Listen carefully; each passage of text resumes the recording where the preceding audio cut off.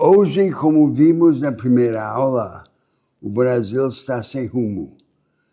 O país se desindustrializou e regrediu para um primarismo produtivo.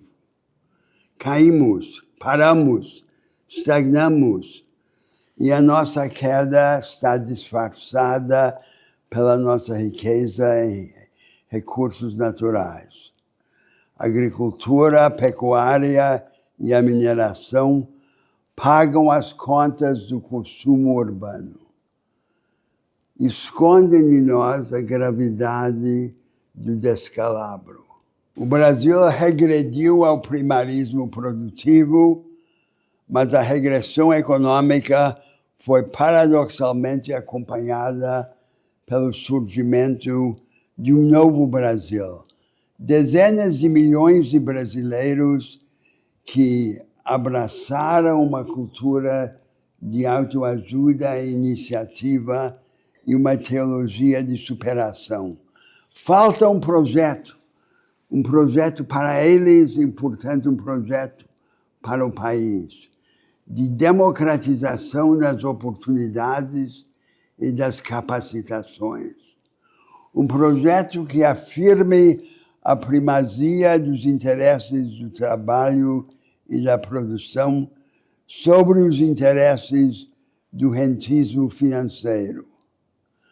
Há 30 anos vimos o país é comandado por forças políticas que, sob o rótulo da esquerda ou da direita, impõem ao país o mesmo não projeto de aliança entre o rentismo financeiro e as políticas sociais compensatórias.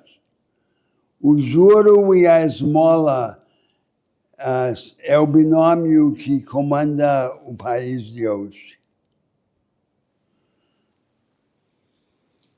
O tema dessa segunda aula é a construção do primeiro passo de uma alternativa. Essa alternativa teria que ser representada na política por uma força que representasse não a terceira via entre a falsa polarização da esquerda e da direita, do lulopetismo e do bolsonarismo, mas uma força que representasse uma segunda via. É a segunda via de que precisamos, não a terceira via. Uma alternativa clara a essa convergência ruinosa entre direita e esquerda que se consubstanciou na aliança do rentismo financeiro com o pobrismo. Esse é o tema agora. E eu quero descrever o primeiro passo. O primeiro passo é o capitalismo popular. O que é o capitalismo popular? É a desconcentração econômica, a democratização da economia de mercado e a invenção de uma nova economia de mercado para esse Brasil novo e para o país que quer segui-lo. Há duas grandes forças, dois grandes agentes que são os protagonistas principais do capitalismo popular. De um lado, as pequenas e médias empresas retrógradas da nossa vasta economia periférica. Os empreendedores que trabalham em pequenos negócios, em pequenos empreendimentos, urbanos ou rurais, país afora.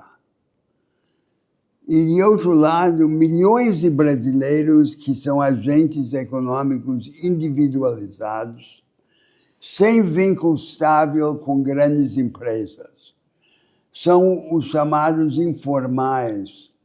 Metade da população economicamente ativa do país trabalha nas sombras da ilegalidade, sem a proteção das leis e sem qualificação produtiva.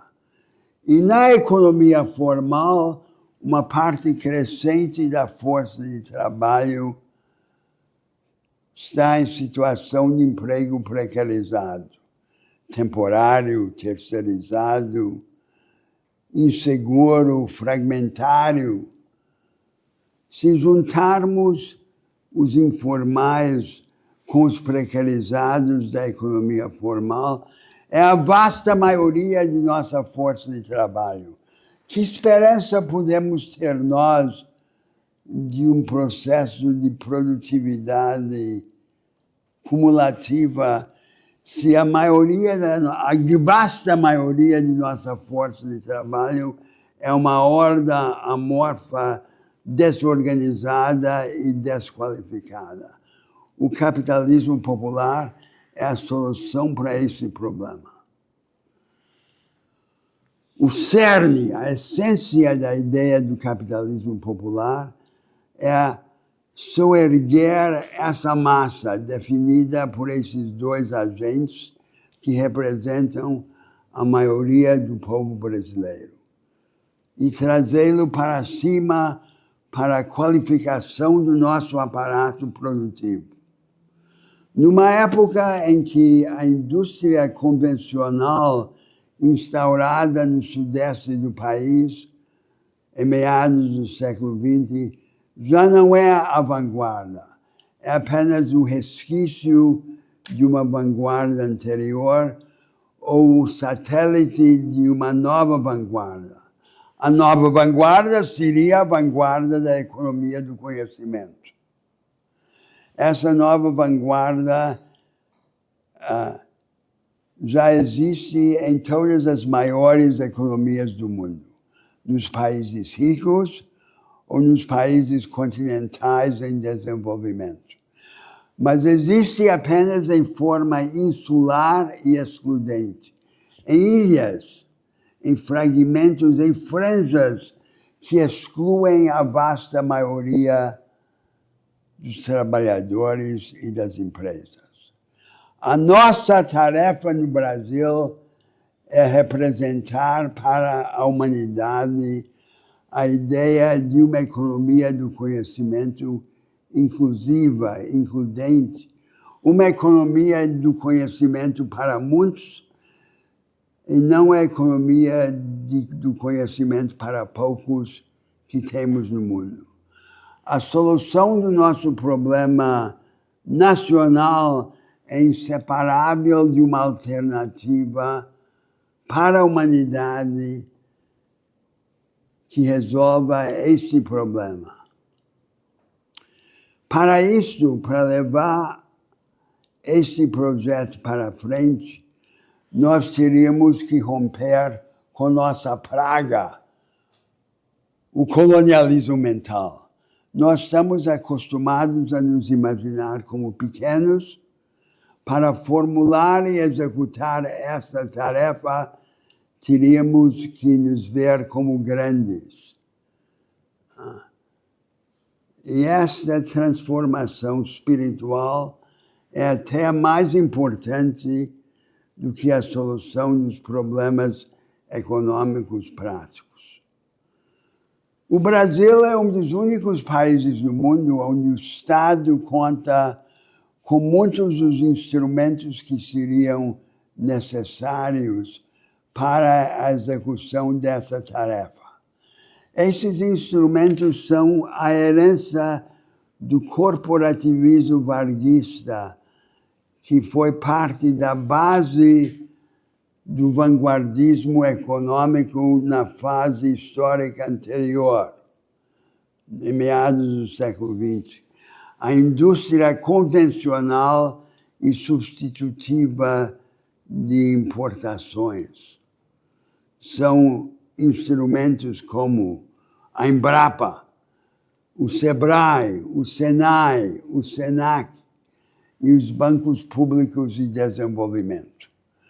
Muitos desses instrumentos hoje estão pervertidos, carcomidos, aparelhados politicamente, corrompidos pelo patrimonialismo e pelo clientelismo. Justamente porque não estão mobilizados a favor de um projeto produtivista e capacitador. Nós poderíamos resgatá-los se começarmos a construir este projeto capacitador e produtivista. Aí começaria a revolução econômica no Brasil, que permitiria à maioria do país seguir o exemplo da vanguarda dos emergentes e dos batalhadores. Este é o cerne da ideia do capitalismo popular. O capitalismo popular seria o projeto óbvio para a chamada direita. Mas em vez de abraçar esse projeto de soerguimento da maioria rumo à qualificação produtiva, o bolsonarismo entregou o comando da economia brasileira a representantes do financismo. E o resultado é que, em vez de um verdadeiro contraste, de uma polarização, estamos comandados por uma convergência. O nosso problema não é a falta de um consenso. O nosso problema é a falta de um dissenso, de uma alternativa clara a este consenso ruinoso. Vamos usar os instrumentos desse legado com que conta o Estado brasileiro para começar a dar os primeiros passos. Os primeiros passos que teriam que ser claramente diferentes em cada região do país. O projeto nacional produtivista só ganha realidade quando traduzido em estratégias de desenvolvimento diferenciadas para cada uma das grandes regiões do país. Vou dar agora 2 exemplos. O Brasil Central e a Amazônia florestada. No Brasil Central, como aliás em todo o país, a atividade econômica predominante é a pecuária extensiva. E o resultado é que grande parte do território nacional, não só no Brasil Central, mas em todo o país, hoje é pastagem degradada. Inclusive nas áreas mais nobres, próximas às rodovias federais e às capitais dos estados. A degradação cumulativa da terra pelo efeito da pecuária extensiva. A ciência da recuperação de pastagens está dominada e o custo é relativamente baixo. Poderíamos começar a recuperar as pastagens e transformar as pastagens recuperadas no palco físico de um novo paradigma agropecuário. Com a intensificação da pecuária, mais boi por hectare, manejo florestal sustentável, diversificação das lavouras perenes, para que não seja apenas a monocultura da soja, e, sobretudo, industrialização progressiva dos produtos agropecuários. O que é isto? Isto é a economia do conhecimento na sua primeira etapa no próprio setor primário. Esse seria um grande projeto nacional, tratando de um problema prático, tangível, urgente, imediato do país. E nem faz parte da discussão nacional. Seria o começo óbvio para a chamada direita. Agora, um segundo exemplo, a Amazônia. Na Amazônia, há um caos fundiário. Só uma pequena parte das terras na Amazônia com selva tem título jurídico claro. E neste caos em que ninguém sabe quem tem o quê, a pilhagem será sempre mais atraente do que a preservação ou a produção. A primeiríssima tarefa é liquidar o caos fundiário pela regularização fundiária operada pelos próprios estados e municípios, a regularização fundiária rural e urbana, seguido pelo zoneamento econômico e ecológico, que organizasse o aproveitamento da terra e assegurasse que a floresta em pé valha mais do que a floresta derrubada. E aí começar a organizar os vínculos entre o complexo verde e o complexo industrial urbano. Na Zona Franca de Manaus, por exemplo, o que se faz predominantemente é montar motocicletas ou telefones celulares. Tem nada a ver com a Amazônia em volta. Poderia estar no sudeste da China, tanto quanto na Amazônia. Nós teríamos que construir uma nova indústria voltada para o potencial da região.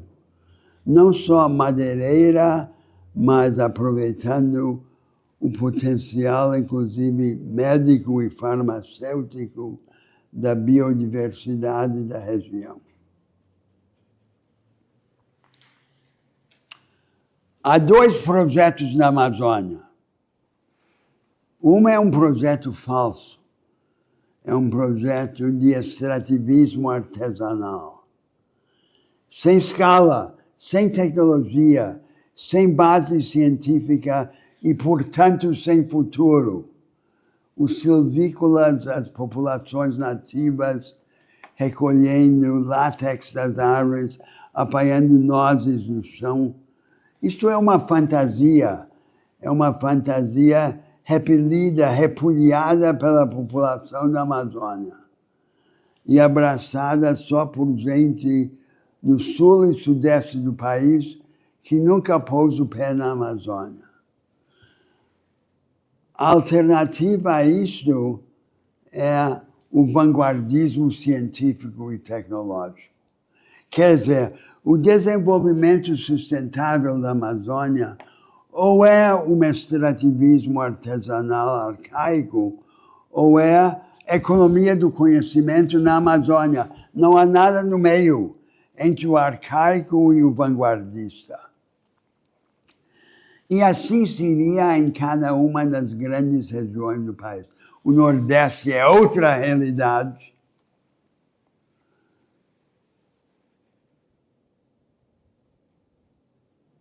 Com uma população que hoje fervilha de energia cultural e econômica, mas numa imensa confusão. Há 80 anos o Nordeste não tem projeto. Celso Furtado não tem sucessores. O Nordeste seria a nossa China, mas pode ser a China no mau sentido ou no bom sentido. No mau sentido, se é apenas o aproveitamento de trabalho barato. No bom sentido, se for um engenho de inventividade tecnológica e empreendedora.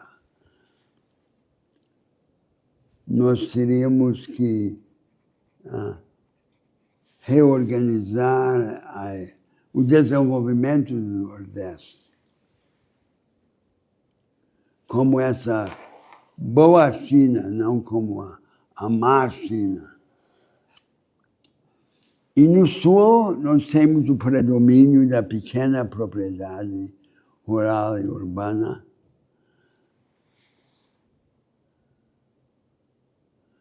mas a pequena escala associada ao arcaísmo produtivo e não ao vanguardismo produtivo.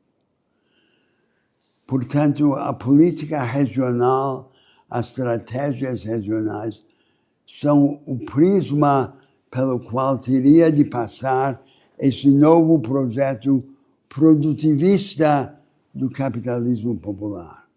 O sentido geral do capitalismo popular, portanto, é levar esse Brasil real, esse Brasil dessa multidão empreendedora, porém desqualificada, para mais próximo da fronteira da produção, sem qualquer preconceito ideológico, sem dogmas sobre o que a iniciativa privada pode fazer e o Estado pode fazer. O mais importante que podem fazer é o que podem fazer juntos, rumo a esse experimentalismo produtivo. Agora, é claro que essa energia empreendedora na economia teria que ser associada a uma revolução no ensino brasileiro. Porque o projeto do capitalismo popular não é um projeto apenas produtivo, é um projeto também capacitador. O que nós temos na educação brasileira é o reinado da decoreba ou do enciclopedismo raso. Teríamos que ter um outro ensino.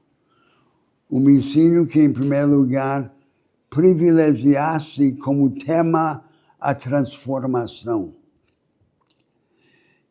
Entendemos qualquer fenômeno social ou natural na medida em que conseguimos imaginar as suas transformações, como muda.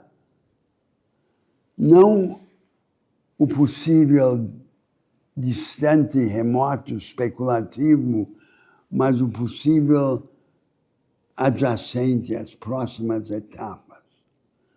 E para isso é que cultivamos as capacitações analíticas e sintéticas da imaginação. São essas capacitações que valem mais do que o domínio dos conteúdos mortos da enciclopédia. Esse é o primeiro traço. O segundo traço é que, com respeito aos conteúdos, porque capacitação analítica ou sintética só se adquire tratando de conteúdos, o que vale não é a abrangência enciclopédica, é o aprofundamento seletivo, portanto, o ensino voltado a temas e projetos, e não a memorização da enciclopédia. O terceiro tema é cultivar como o contexto social desse ensino de vanguarda a cooperação, o trabalho de equipe, e não a justaposição do individualismo e do autoritarismo que caracteriza a sala de aula tradicional. Trabalho de equipe entre alunos, entre professores, entre escolas, entre o ensino presencial e o ensino remoto.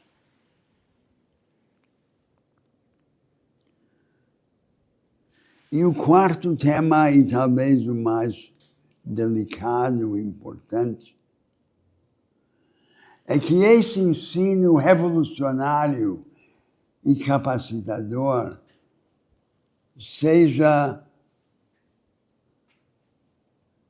um ensino dialético.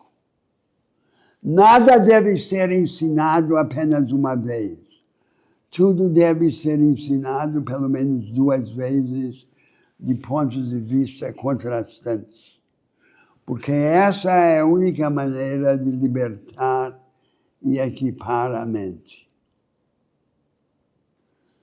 Esse ensino não se aplica apenas ao ensino geral, mas também ao ensino técnico. A concepção de ensino técnico que ainda prevalece no Brasil foi construído sob a influência do antigo modelo alemão, um ensino voltado a profissões rígidas, máquinas rígidas, especializadas e fixas, como, por exemplo, os tornos que servem ao corte de metais na indústria automotiva ou na siderurgia tradicional. Nós teríamos que ter um ensino técnico que foque as metacapacitações exigidas para operar e reprogramar constantemente as tecnologias da era da economia do conhecimento. Isso exige um professorado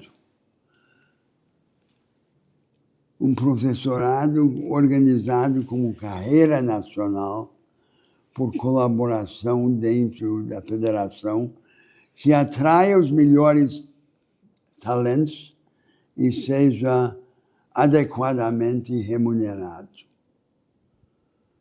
E a formação de materiais pedagógicos que sirvam como os instrumentos desse novo ensino. Esta é a revolução capacitadora que teria de acompanhar a transformação produtiva dentro da realidade de cada uma das grandes regiões do país. Não pode ser construída por uma pequena curriola de déspotas esclarecidos. Tem que ser construída por um grande movimento nacional que abranja centenas de escolas e milhares de professores. É um movimento de libertação nacional. Essa é a essência da ideia do capitalismo popular. É associar a qualificação produtiva, que começa pequeno, começa modesto, com essa transformação educacional revolucionária. Nós não precisamos imaginar uma coisa distante focada nos graúdos. Não é o exemplo do Vale do Silício, não são os oligopólios, as grandes plataformas de lá. É o levantamento da nossa realidade, de onde começamos de fato, com os pés no chão, com os olhos vidrados na realidade do Brasil, dentro das divergências regionais, que são a nossa riqueza, o nosso potencial. O capitalismo popular é o começo de um processo que há de terminar na construção de uma economia do conhecimento para muitos e, portanto, oferecer uma alternativa à humanidade. Para isso, exige de nós romper com o colonialismo mental e nos reconciliar com a ideia perturbadora da grandeza. O grande atributo do nosso país é sua vitalidade. Uma vitalidade assombrosa, desmesurada, anárquica e quase cega. A vitalidade precisa de uma aliada. A aliada da vitalidade é a imaginação. E o produto do casamento da imaginação com a vitalidade é a grandeza.